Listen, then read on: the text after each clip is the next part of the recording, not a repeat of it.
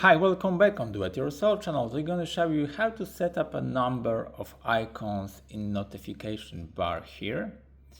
So standard is a 3, but you can choose it by settings, go to notification here, advanced settings here, and there is a show notification icon, and there is a 3 most recent. Yep, there is a number of notification only.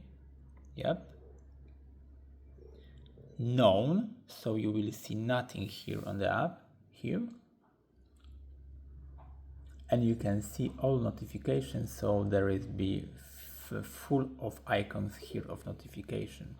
Yep, so in the standard there is the 3 most recent icon of notification. So that's all for now. I hope the video is helpful for you. If yes, you can leave like, leave comment, and leave subscribe, and see you by next video.